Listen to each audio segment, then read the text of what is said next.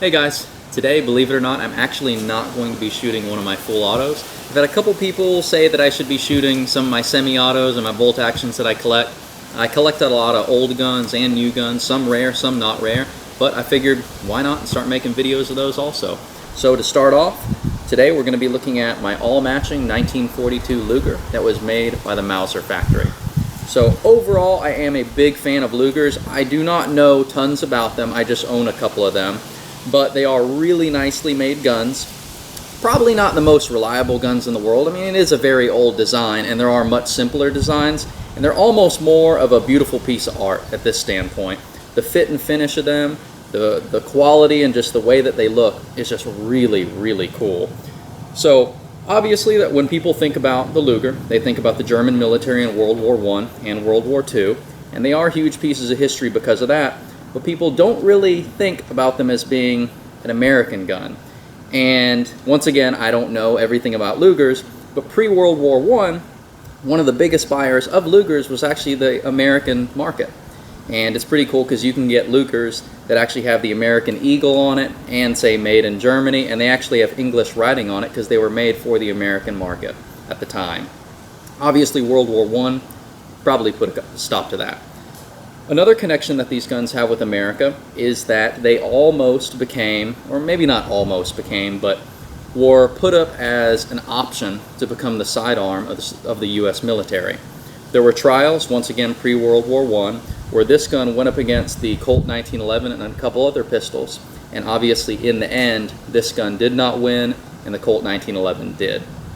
Pretty cool thing is that I think one of those 45 chambered Lugers is still around, and it sold for something like $1 million, so I will never own it, and I'll probably never touch it, and I'll probably never ever even get to see it in real life, but I am still more than happy to be able to at least own Lugers in the normal 9mm chamber.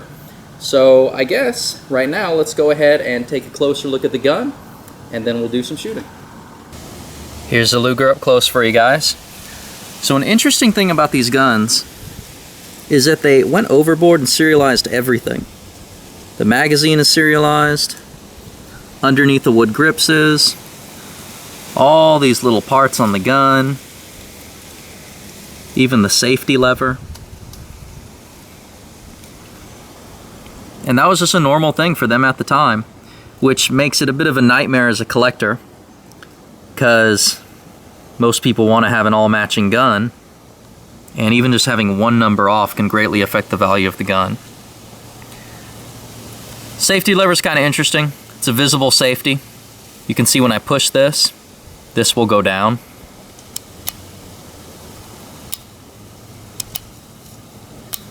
Kind of cool that you can see that.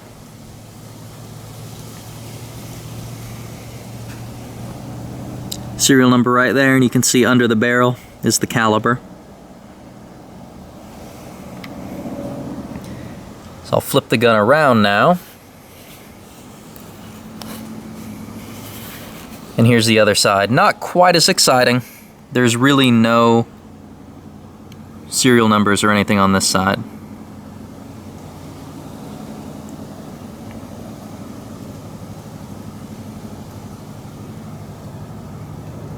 Real nice checkering.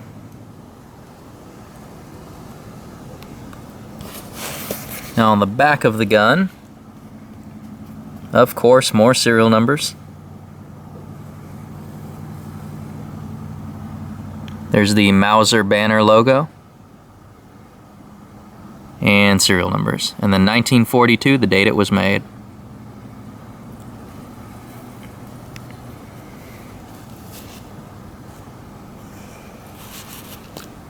So the way that you cock this gun is you grab these and you pull back and up. And I'll actually do that. I can't do it while I hold the camera though, so I'll do it and then we'll come right back and look at what the gun looks like when it's cocked back. This is what it looks like when it's cocked back. And it doesn't have a lock to hold it back, so the only way that you can lock it back is when you have the magazine in the gun. And then when you take the magazine out, it will stay like this. And then you just grab those knobs, pull back just a little bit and let go, and it'll chamber. Really interesting.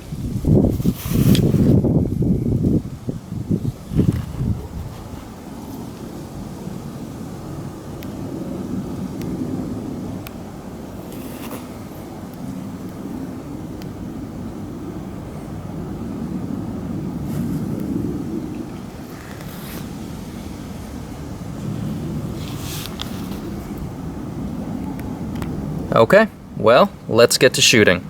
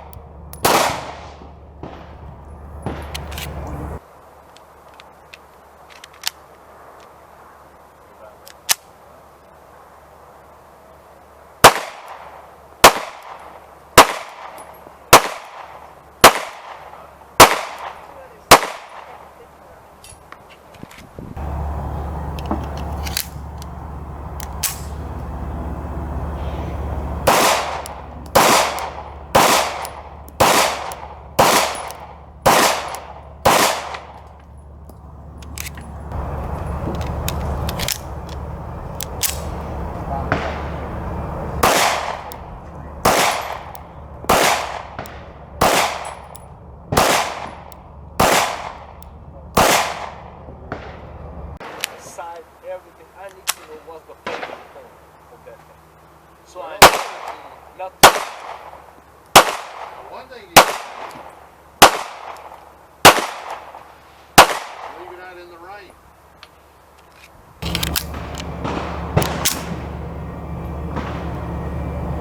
My wife doesn't know I in the living room. Put it back.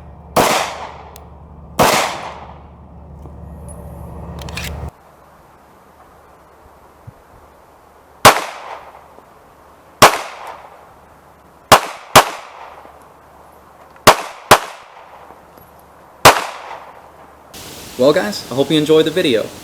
Obviously I do really like this gun, and that's why I do have a couple of them. And I hate to say it's not a reliable gun, because it is reliable. What I basically mean by that is that the tolerances on it are so tight and everything is so nicely fitted together, which is why nowadays it's really a really nice piece of art and a great collector item.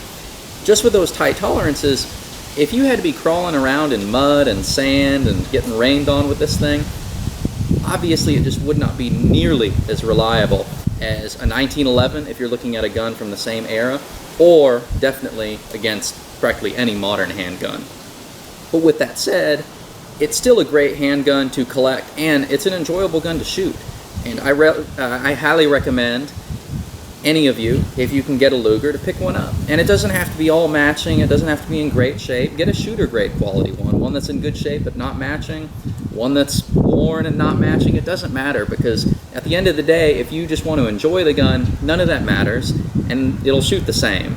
So if you can get one, try to, and definitely do. In this video, I didn't break the gun down. I kind of do want to do that, but I just really didn't do it. So when I do the video on my next Luger, I'll do it on my 1944 Black Widow Luger. On that video, instead of just doing close-up, I'll actually break the gun down so you can kind of see the inner workings of it, because it's just different than what you see on modern handguns. So I'll be sure to do that. And I guess with that said, hope you enjoy the video. I'll see you here next time.